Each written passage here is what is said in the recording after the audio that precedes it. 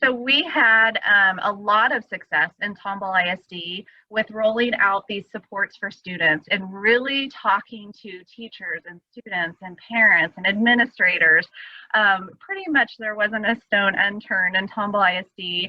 I would hope that if you asked anybody here what CAT means, that they would say curriculum access tools.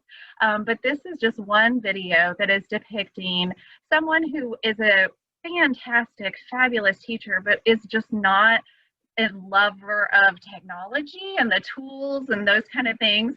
And so this is her testimony of her experience once she started using Co-Writer with her students.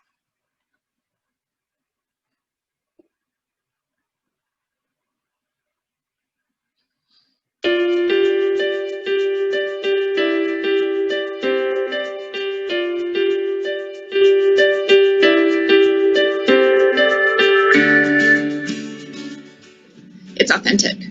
It's their voice. It's not us guiding them in what to say. It's what they feel.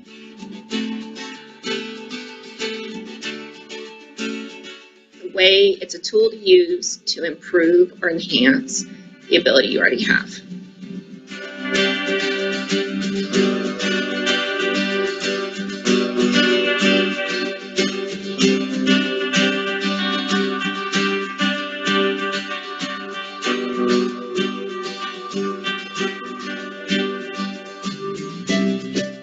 They're excited. It's not trying to pull teeth anymore.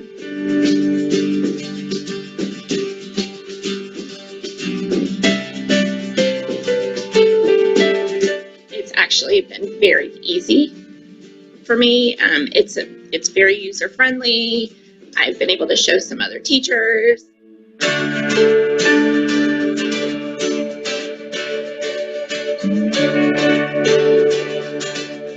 Don't be afraid, because I don't do technology either.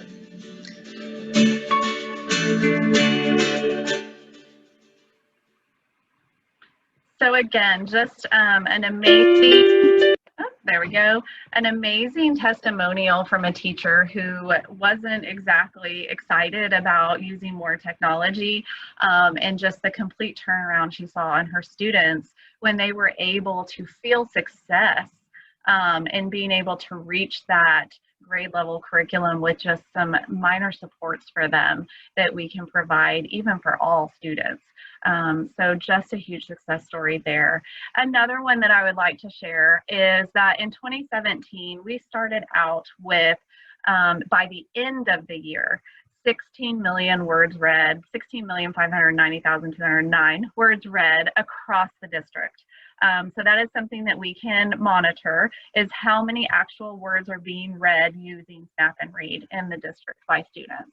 And so that is where we ended after the first year. It was okay. We did pretty well. I mean, that was when we were throwing it out there, teaching everybody how to do it. We were pretty excited. But then we set a higher goal for 2018, 2019, didn't quite reach it. We got to 28 million that year by the end of the year, 128,326. But then you can see a pretty big jump in 2019, 2020. And I will tell you, probably most of the jump in 2019, 2020 was in the spring. So talk about pressure sometimes being a privilege. One of the things that I think COVID has really even shown us more, not that we didn't already know, but yes, we have to be compliant. Yes, we have to have that base of compliance, and we have to have those documents that show what our plan is and what we're going to do. But really, those outcomes are what matter, and those students and those teachers realize when everything happened and we went to those emergency home plans, remote learning plans, they really started using their tools.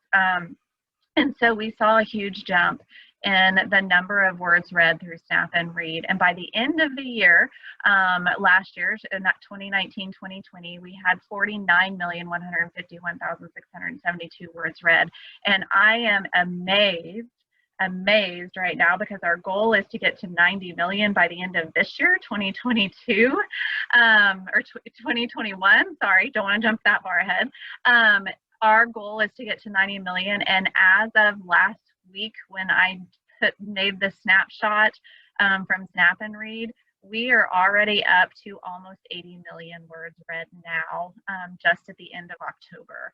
So beginning of November. So I am very excited. I think we're gonna probably double that 49 million that we had at the end of 2020 by the end of 2021. And I think that just goes to show that the kids really are, the students really are using those auditory supports to help them access that curriculum for outcomes, so that they can understand the material, they can read the material, they can work with the material, they can work on vocabulary skills, work on the context. So it just really goes to show that sometimes that pressure really does show you what supports and things are needed. So it's great, quite a celebration for us in Tomball. So we wanted to, after that 2017, 2018 year when we started it off, we wanted to keep that momentum going. You know, we were rolling and rocking and rolling with Snap and Read and with Co-Writer and UPAR, and we were going to keep that going. We're continuing it with our district improvement plans, with our district goals, with our department goals. It's in many, many campus improvement team plans, and so, or campus improvement plans. So we're really excited and want to keep that momentum going, but we don't until we never just settle for the status quo. So the thing that we did notice is we want to add another resource. We want to keep adding tools for students, keep building that toolkit, that toolbox. And so the ones that we focused on after that were Bookshare and Learning Ally. So these were things that we have had in our toolbox. We've had them in our toolkit for a long time. Tomball has always been a district that has had Bookshare and then later on Learning Ally available. But the problem was not many people were accessing it. Not many teachers really understood what it was, and not many students were accessing it like they could. So we really started pushing this and making sure that we did that same information systems, the same kind of goals for Bookshare and Learning Ally. And one of the things that I think really hits home with this is this graph to me. It shows two students. And I'm going to move. So the first line, the blue line, starts off a 6th grade student. They both start off 6th grade students. The blue line is reading at a 6th grade level. The red line student is reading at a 4th grade level. Okay. Too often, student number 2 is going to be given text that's on his grade level, right? So we're going to pull him out. We're going to work with him. Hey, you know, you're 2 years behind. We're going to give you some interventions. We're going to work with you. But what's he missing out on when we do that? He's missing out on that grade level content, that higher level vocabulary. He's not getting that 6th grade level problem solving and the complex stories and the complex problem solving and inferencing and analysis.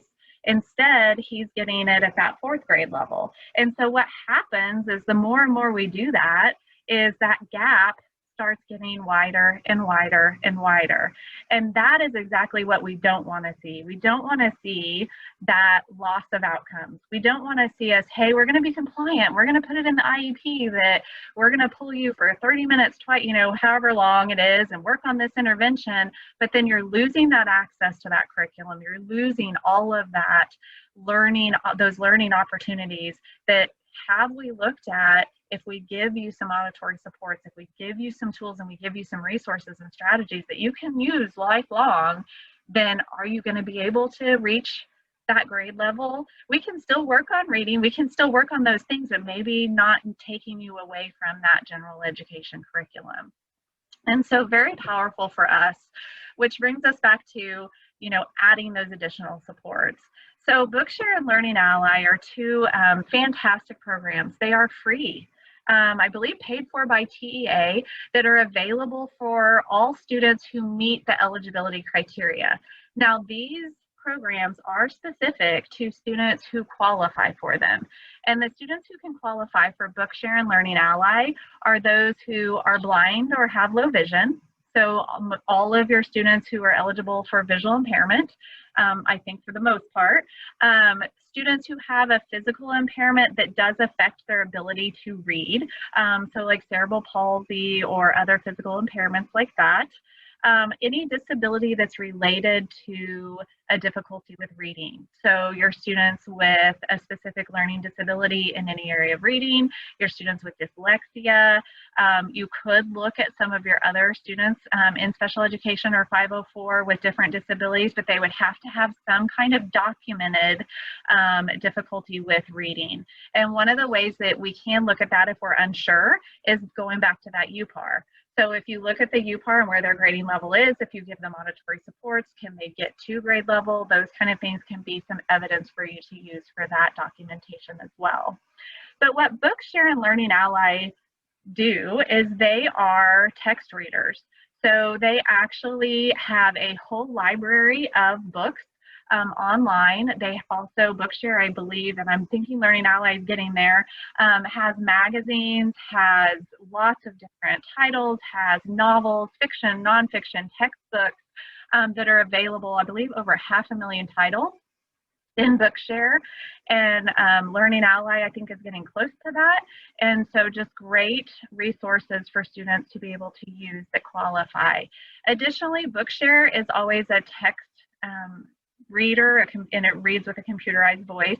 Learning Ally is a human voice. They both highlight the words as the students are reading. And again, they're free for students who qualify for them. So it is pretty amazing.